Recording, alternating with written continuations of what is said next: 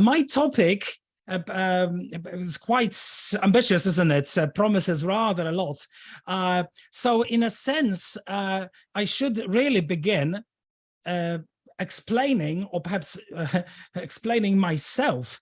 Why should you be listening to me on a topic like this? Well, the quick answer is, what I am about to offer this afternoon isn't so much my brain, my humble little brain, but rather a synthesis of a lot of reading and thinking that I have done over the years. It's a very exciting time to be in education. We have just heard this incredible session on developments in artificial intelligence, but along the way, there have been numerous publications, some of which I am showing on the slide at the moment, publications with a common theme running through them. I hope you can see that straight away, and that is that there has obviously been a lot of reflection, a lot of researching, and a lot of talking about what it is that actually makes people learn. I am also very happy to say that as a little cog in a fantastic project called Advancing Learning Program, the program that we are launching, season 6 of which we are launching today. I can say that at Macmillan, we have been concerned with the issue of learning more or less since the very inception of that program. And if you go to our archive of sessions on the Macmillan site, you will find a number of great session recordings that deal with just that, including some from my distinguished Polish colleagues, I am very happy to report. But returning to those books here, I will be referencing them several times as we go along.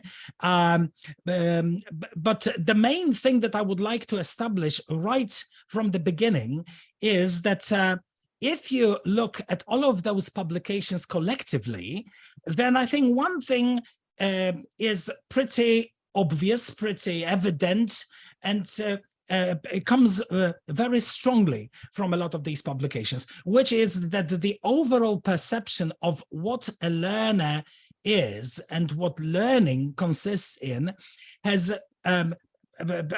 moved rather profoundly since, let's say, the early 1960s, where the kind of common view of the learner was still the one symbolized with the two images on the left of the slide, the image of a sponge or the image of a blank slate. In other words, those images that portrayed the learner as genuinely something someone very passive, a sort of recipient of information imparted by the teacher. But now this view has been shaken up with the research that has taken place in the last few decades. And the upshot of that research is that, as you can see, they are no longer seen, those learners, as sponges or blank slates. And the learning itself is seen as a much different kind of process. Here, as you see, I am being a little naughty because I want to involve you a little bit more in the creation of the material here. So I just wonder what your personal word would be to finish the quote in the slide. So if they are not blank slates and they are not black sponges, then learning requires interest. I can see curiosity, practice, passion, active involvement, okay, engagement. Thank you for all of these very powerful words.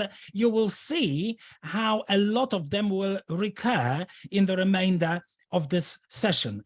And now that I've sort of, generally speaking, justified the first bit of the title. I think it's important to also realize why the second bit is equally as important. And again, to answer that, let me dip into one of those fresh publications. This one is called How Learning Happens by Carl Hendrick and Paul Arthur Kirchner, who I think really sort of pin it down with the words, especially with the words that I have highlighted in red, yellow, and green. So the idea is, and the reason why we should care as professionals is that this kind of reflection on learning can at least lead to refining and reflecting upon our own teaching practice. And through that, the claim goes, create the best conditions under which students can flourish. So, of course, ultimately, we are doing this for the learner. Speaking of whom, students, who are they? And what it is that we know about the students of today. Well, again, it's nice to refer to some interesting new research on that. But with the learner, it's sort of interesting that it's been subject to a lot of hype, including the hype in the media. And media are very good at labeling, certain phenomena. So with learners, we've heard of Generation X and Generation Y and then Generation Z. And then it looks like we've run out of letters of the alphabet, haven't we? So what's the most recent generation called? Does anybody know? The kids of the teenagers of today? Yes, they are the alpha, no, zero. That would have been a good one. Yeah, most commentators refer to them as Generation Alpha. As you can see now, I'm dipping into Google to give you a recent quote. And, the thing to realize about Generation Alpha and the factor that makes them so topical, perhaps, is the fact that, as somebody clever noticed, people who were born around the age 2010 were born at the same time as iPad. Kind of amazing, isn't it? And I did a bit of extra research, and I discovered that it was also the year 2010 where Instagram was born. So those are, the peers of the Instagram, and the year where the word app was the word of the year. Well, small wonder then that they attract a lot of attention. But just the fact that they attract a lot of attention should not perhaps the iPad Gen, I love that. Okay, but the fact that they attract so much attention should not perhaps distract us from the fact that they are only, if anything, the last in a sequence of learners who are all still around, aren't they? So I think the interesting thing to notice is that apart from the topical alphas, we have Generation Z and Generation Y and Generation X and baby boomers. And if you teach adults, then you may well find these people in your classrooms still. Now, on the Generation Alpha, if you are interested in researching this particular area because you happen to teach teenagers or younger learners who are going to become teenagers very soon, then one thing that I can certainly recommend is this publication, Generation Alpha by Mark McCrindle. And the reason why I mentioned his name in particular is that, as you can see from the bottom of the slide, there's also a very, very good blog that he is the author of, a blog recommended to me by a Polish colleague, Marta Rosińska, and the blog is really worth looking up. He is one of those who, on the one hand, sees a lot of good things going for these learners, the fact that having experienced so much sort of screen exposure, they certainly have increased the digital literacy. They will respond to various gamification strategies, but he also says they certainly have shorter attention spans. They can be argued to have impaired social formation as a result, mostly spending time in front of various screens, etc. So it's something which is worth looking at. The author of the book is Mark McCrindle, and you can see the cover in the bottom right-hand corner of the slide at the moment. So that's if you like a bird's eye view of the evolution of the learner. Now, the thing that I would like to amplify at this point is that having this evolution and this a sequence of generation after generation, there is this interesting question about whether the fact that they are progressing like this also leads to the fact that the learning capabilities, learning strategies are changing equally as fast. And to answer that, I would like to refer you to yet another wonderful piece of research. This one is Neil Selwyn, and generally I recommend Neil Selwyn most warmly to anybody who would like to have a more rounded off view of the impact of educational technologies on learning and on education in general. And in a recent article, Neil says the following: while there is evidence of changes in learners' behaviors and preferences in recent years, there may not actually be conclusive evidence that these changes have directly impacted the manner in which current learners learn. And this, to me, is really significant because there's a lot of hype that we can read on our social media feeds about how the new developments in technology are changing everything in education. Well, the answer is, well, not necessarily, because as Neil says somewhere else in that article, human beings simply do not change decade after decade. It's not that quick. Okay, so when we are evaluating impacts of the changes in civilization on learning in humans, then we need to take this with a little bit of caution. That I think is something which is worth keeping in mind at the vantage point of 2023. And at this point, since this is on how learning happens, you may be saying, well, how does he know that?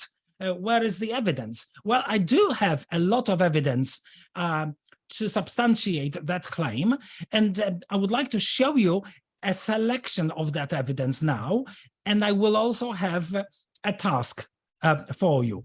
The evidence is this. What you can see on the slide is selection of various educational theories, approaches, models, and as you can also see, I hope, I have been a little naughty, leaving out dates of publication. So my question to you now is, when you look at these, do they strike you as very new, most of them or all of them, things that would be published, say, in the last decade or two? Or are they slightly older than that? What is your gut feeling, I wonder? Very new, last 10, 20 years or older? Okay, I can see a lot of good intuitions. Very good, yeah. It's interesting, isn't it? The reason why I'm showing you those particular ones is that they are the ones that have stood the test of time. A lot of approaches and theories come and go, but those happen to have been vindicated and verified in parallel research over the years. And the dates of publication, take a look. They go back, some of them 50 years or so. one of the most famous in this collection, the Crick and Lockhart's theory of depth of processing, something that I will come back to in a moment, dates back to 1972. So this is an old approach. Now, why am I showing you this? Because those several decades long approaches are still valid today, because they describe certain properties of human beings which are quite resilient to change. And that, to me, is quite interesting, and again, worth keeping in mind at the outset of a new year or academic year. In fact, only the last two of these studies are within this century, or within this millennium, if you like. Everything else is older than that. And again, if you're thinking, well, all right, well, it's kind of interesting maybe, but why should I bother? What does this buy me specifically as a teacher of today from the vantage point of 2023? Well, the answer is it actually buys you potentially quite a lot. And to prove that to you, I have a little quiz that I would like to treat you to. The quiz is about 5 statements, 5 rather strong statements, and I will show them to you one by one, and would like you to tell me simply whether you feel that they are true or false, one by one. Okay, here is the first one. Okay, true or false?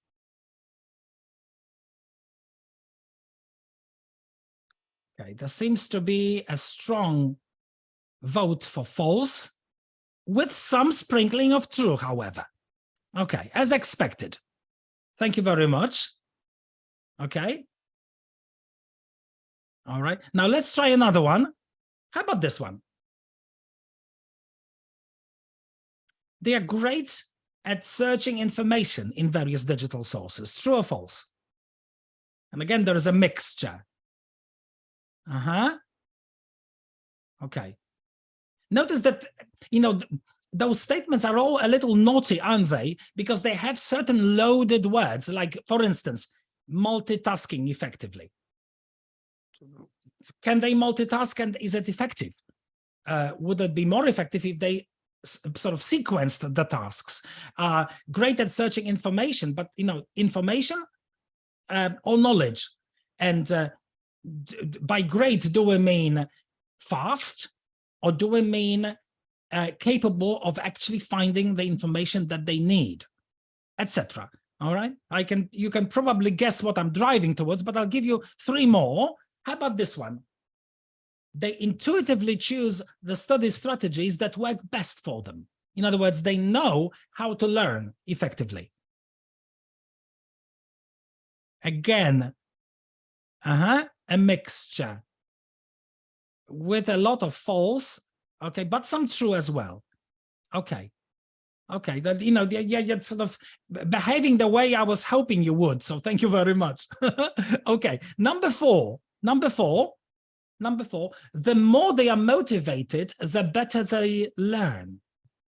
The more they are motivated, the better they learn. And here, again, as expected, I'm getting a lot of true. Not all of them, but okay. If you are with me, then you're probably wondering about the word better. What is meant by better? And last but not least, this one, the learning results are directly linked to how much they like their teacher. How does this one sound to you? Sounds almost like you want to scream, yes, yes, yes, of course. Okay, now, are you ready for me to disclose the results of those studies in how learning happens? Okay, that's what I want to do next. All right, so what I'm about to show you is not my personal view. It's the kind of concerted consensus view coming from all of those studies that I referred to you before. And the collective answer is no, they are all false. People can't actually multitask effectively. They can jump from task to task, but it takes a lot of time. It would be much better if they completed one thing and move on to the next one. They are actually very poor at finding quality information, contemporary learners. Generally, they choose the strategies which either they were sort of, taught or they kind of inherited them from other learners, or they just fall for whatever their intuition tells them, but they have no conscious knowledge of what it is that makes them learn. The one on motivation, which is probably the most surprising, comes from the book that's the second in the collection, called The Motivation Myth. And, that's the reason why it's called The Motivation Myth. And Jeff Hayden in that book argues that, in fact, it's not that motivation leads to learning, but learning and small success felt by the learner when learning is what leads to increased motivation. So it's actually the causal relationship is reversed. It's the other way around.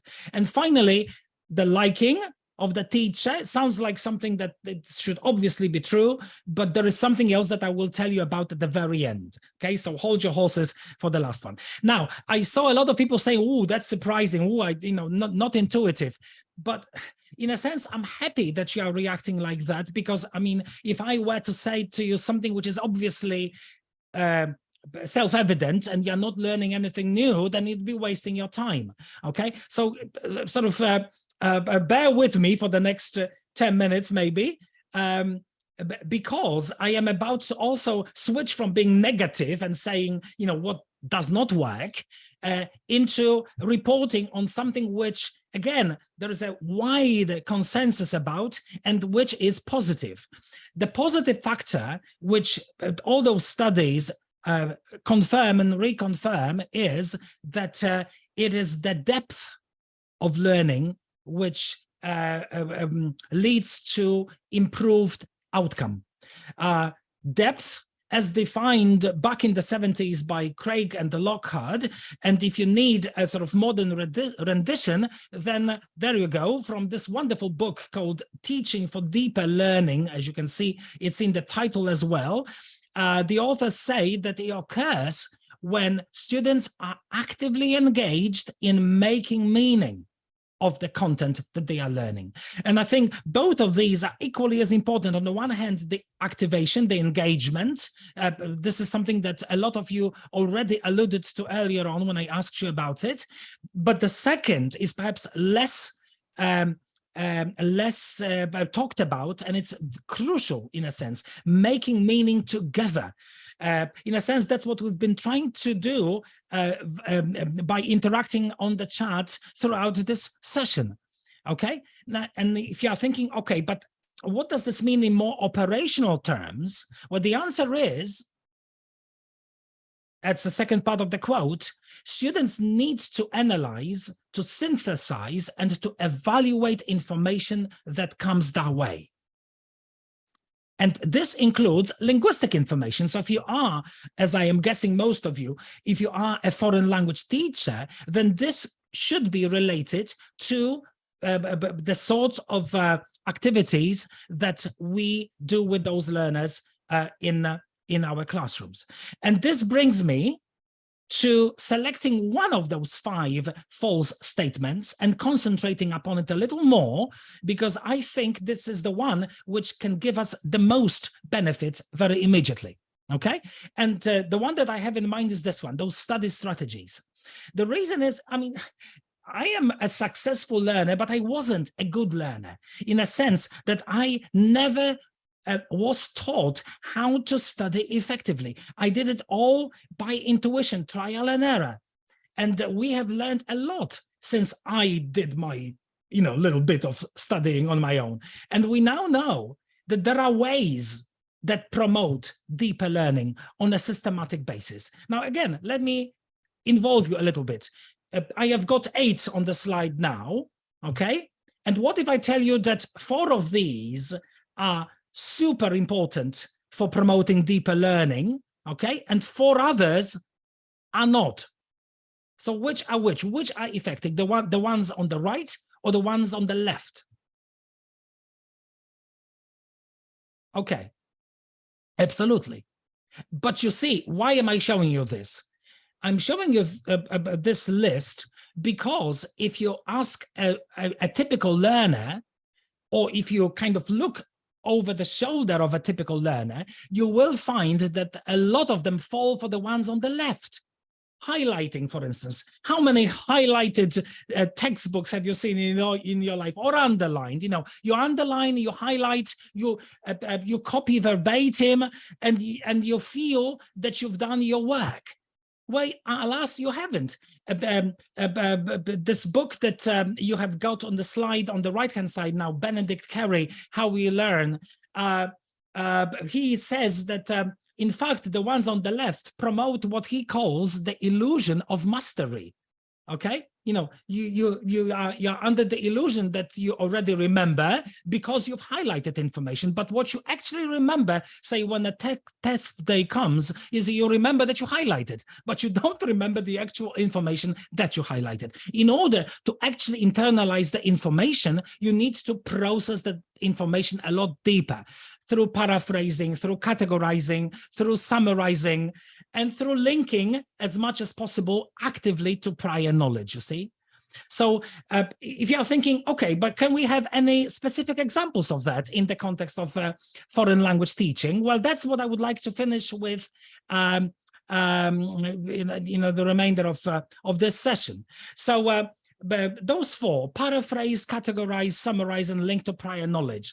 Let me give you 1 or 2 examples of this. Okay, here is perhaps the most canonical of all. You know, you get the learner to try and remember a bunch of vocabulary items, you know, like parts of the body. What will a standard learner do? Well, a standard learner will copy those words from the board or whiteboard or whatever. And if they are doing anything at all in their notebooks, they will probably produce another vertical list, same color, and they will provide a translation into L1. Am I making sense to you? I'm sure I am. That's precisely what I was as a learner. Is there an alternative? Well, of course there is, because otherwise I would not be wasting my breath and your time. And the alternative is something like this, for instance.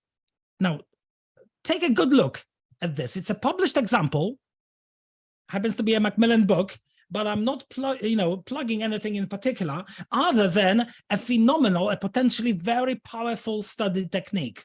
A technique that involves paraphrasing information in the sense of, you know, if you really understand the word leg, then it means something to you. So how about presenting it as a leg, an image of a leg built out of words? Same for back, same for arm, same for head, and every other word. Now, you might say, well, it's just a pretty picture. No, it isn't, because in order to produce this picture, the learner needs to take a lot of decisions. For instance, take the word leg. Okay, if you've chosen to represent a leg like this, you have no place for the word knee, right? Because the whole space has been taken by leg. Another example, the word back. There is no obvious reason why it has to begin with the letter B at the bottom of the spine. It could as well be B at the top going down, okay? So as you can see, all of these are paraphrasing decisions on the part of the learner. Now, you might say at this point, well, but this is a published image and a lot of the learners will not be as creative. Are you thinking that? Are you worried about that sort of thing? Well, let me show you one example that I lifted of a notebook of a learner who was exposed to a technique like this, okay, and then produced his own version. It was a boy. Are you ready? Fasten your seatbelts if you aren't. This is the version. Look at this. It's amazing, isn't it? And the reason why it's so amazing is that it's a completely different take. In fact, this particular creator chose to use certain words twice. Okay, that was his paraphrase. Okay, I can see that you like it, and you know, I mean, rightly so. But I have to warn you here. okay? Since this technique has been tried a lot, and I've been showing it for years to my colleagues, one warning is the following. In order for this technique to really become a technique, it cannot be a one-off, okay? So if you just do one lesson and then you forget about it, you might as well forget about it, okay? In order for this to become a technique, you would need to show the learner, remind the learner, okay, that this is an option, an alternative to classic notes, okay, with, say, every unit of vocabulary that you cover.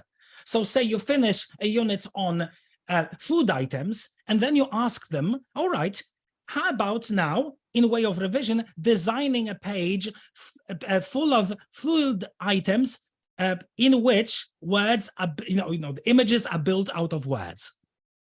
Am I making sense to you? And maybe a month later, you've been covering means of transport. So you design a map of the city with means of transport, again, built out of letters. You cover housing, then build a house out of letters. Okay, that's the point. And of course, instead of decorating your classroom walls with, maps of the United Kingdom and the USA, which a lot of teachers do, how about displaying great examples of students' work? Okay, because it is through that sort of thing is that you're actually teaching that skill of paraphrasing, because, as I said before, this is not something that they are born with. They need to be taught that, and this is where we, as great teachers of 2023, can come in. Am I making sense? Okay, so remember, if you like it and you take a photo of this, remember, not a one-off. Another example, an example of a different technique. And again, let me check if you've been listening. I listed 4, yeah? Paraphrasing, categorizing, linking, and what's the 4th? Summarizing. Thank you. Yeah, you have been listening. Excellent. Okay, so let me give you an example of a creative summarizing of information. Look at this. This one is called word formation haircut. I've borrowed this from a great Polish colleague of mine called Gosia Kobierzycka from Łódź.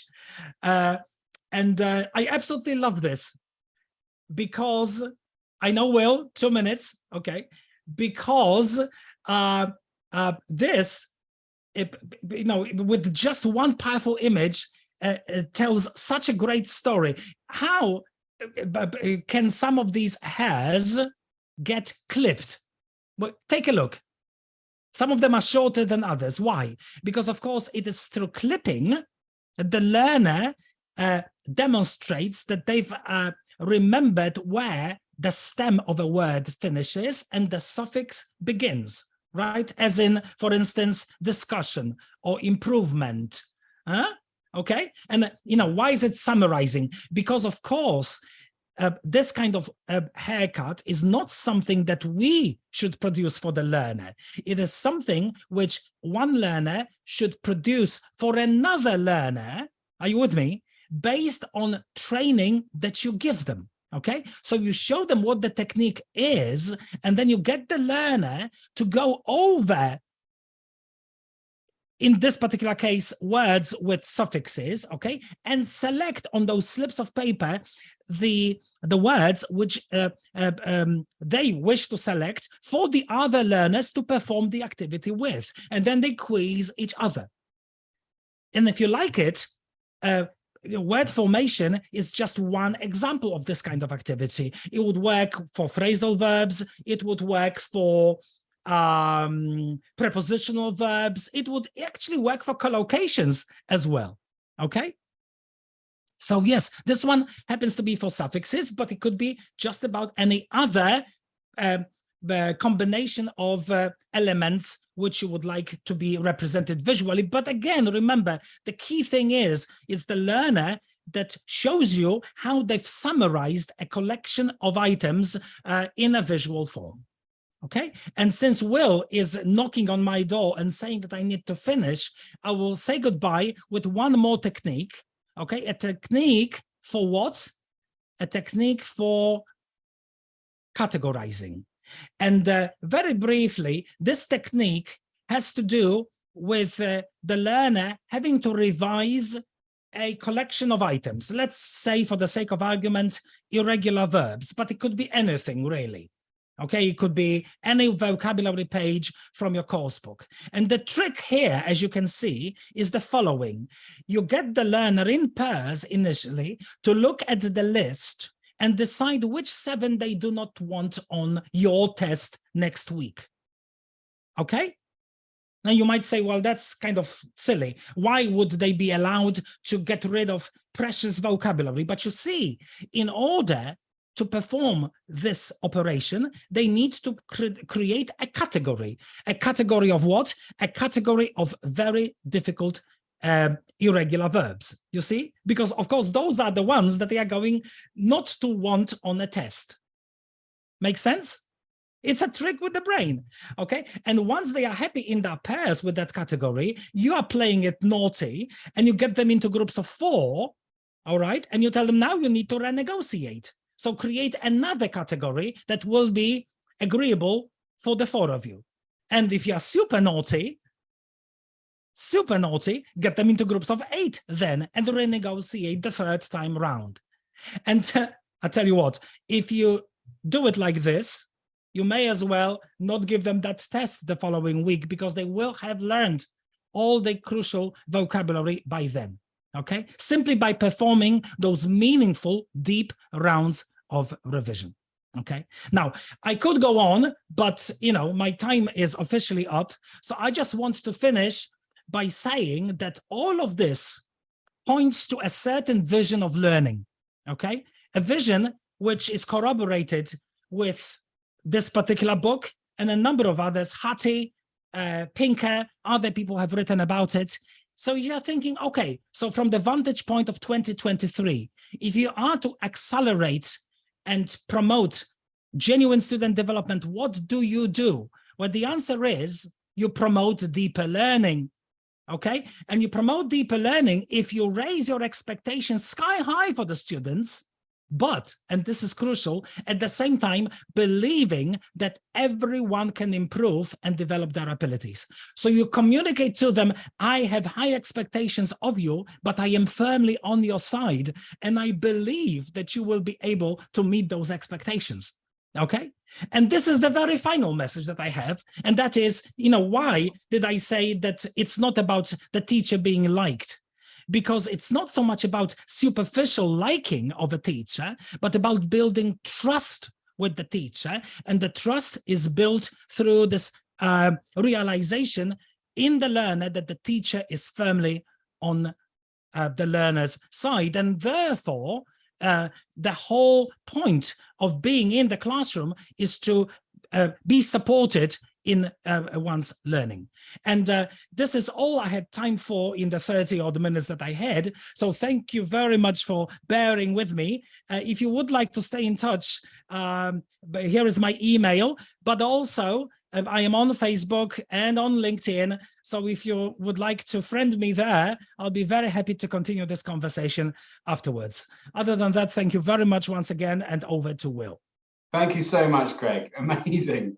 Absolutely brilliant. Jesus, you're an absolute, what do I call you? You're just a machine. It's just so interesting. No, you are. You've got so much going on in your mind, and it's just it feels like an experience to kind of watch you at work. And it's just feel really privileged that you work for this team, and that we've kind of got you full time. We're just so lucky to have such a mind, There's so many. Well, I don't know about that, but and I do read a lot, and I think that as I said at the beginning, it really is an exciting period to be in education, and those developments in AI certainly open up all sorts of ways. But at the same time, a critical look at what we can do as educators with those tools and without, because it's not all and everything, about the tools, is something which really makes it worth being around for another decade or so. Yeah, absolutely. Couldn't agree more, Greg. Really exciting stuff. I was getting messages on LinkedIn with people saying this guy is just amazing. There's a couple of people in the world that haven't heard of you, Greg. Just people just saying this guy is just a genius. Just really Well, I mean, interesting. it really makes me humble because I mean, all I have done is I've put together, as I said, I mean, the research, the results of other wonderful researchers and some ideas from great teachers. I mean, one other thing which I think, going back to Karina's point about being able to connect as being, the top skill for an influencer.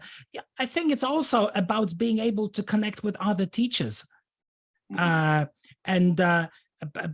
being able to connect ideas, and that's what makes us so powerful as a profession. So an event like this is special because I mean I can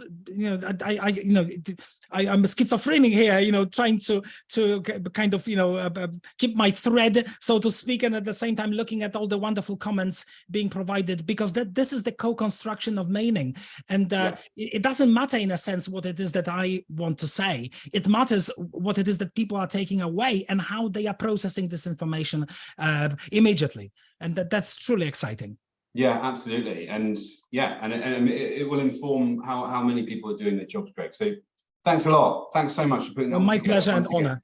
Thanks, everybody. Cheers, thank you. Okay, so you are almost free to go. You are almost free to go, but I've got something to share with everyone.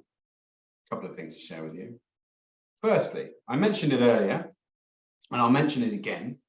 We've got a string of events starting with this one. So this one is the Advancing Learning Day, the Contemporary ELT Teacher.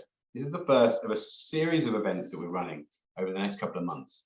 So this is beginning of October, and now at the end of October, in a few weeks' time from today, we've got our Young Learners Day, so empowering young learners. We've got Anna Parr, Claire Steele, Sarah Smith, and Marcella Chintra, who's going to be they're talking about various different topics, but all focused around teaching young learners. So from sort of very young learners up to just pre-teen, so sort of 11, 12.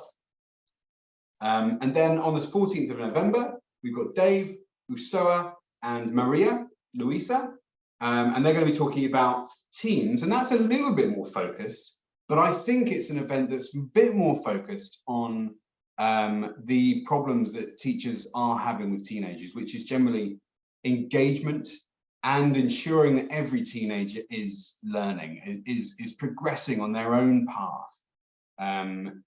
But I think that's basically where we're at the moment. That seems to be largely, not only, but largely what the issues are in the teenage classroom, as I'm sure has been the case for hundreds of years. And will continue to be the case, but we're looking at it and we've got a few ideas to share with you. And then on the 1st of December, we've got Bahar, we've got Dorothy, we've got Kate Protsenko, and that's all about teaching adults. So depending on your context, you might want to sign up for the Young Learners Day, the Teenage Day, or the Adults Day. You're very welcome at all three, of course you are. But we thought it might help with you and your CPD time that you have available to focus on a particular area that's most relevant to you in your context. So do sign up now. Registration's open. Go in there, have a look. MacMillanEnglish.com. There'll be a link, if you see at the bottom, there'll be a little highlighted box, I think, that you can click on that, and you'll be able to register now. On Facebook, LinkedIn, there'll be a link in the chat box. So just click on that link and you can register. Go right ahead. It's there for you, ELT teachers of 2023. And another quick, I mentioned this earlier, I'm going to mention it again. So we decided to open our doors to people coming to us if they want to work with us a bit. If you want to do some teacher training, if you want to do maybe run a webinar, if you want to write a blog for us, if you want to help us develop a few worksheets, for example, or if you want to kind of anything to do with teacher training, to do with this academic program. You can see on the screen the Advancing Learning Academic Program. If you want to work with me and the Advancing Learning Academic Program team, you're very, very welcome to. Please put your name in the form that's in that on that link, and put your name down. We can't promise that we're going to invite everyone because we don't do sort of an event every day. But we really just wanted to open the door to allow people to approach us easily without sort of having to find the right email address and that sort of thing. So there you go. There's your form. And I look forward to hearing from you if you want to work with this. We've also got the Guide to Teacher Development. You might have already heard of this. Some people have used this already. We've had it for about 2 or 3 months. This is the 3rd volume. scan the QR code, the links down there, the links in chat boxes and everything around you. And that is basically a one-stop shop for a load of teacher training materials that we've created over the last sort of year or so. So it's got a range of videos, previous webinar recordings sort of organized a bit more tidily for you.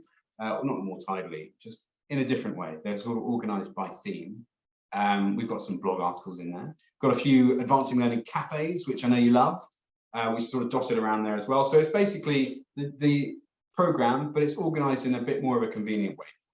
And it's all in a flipping book sort of interactive PDF format. So go and take a look. It's there for you.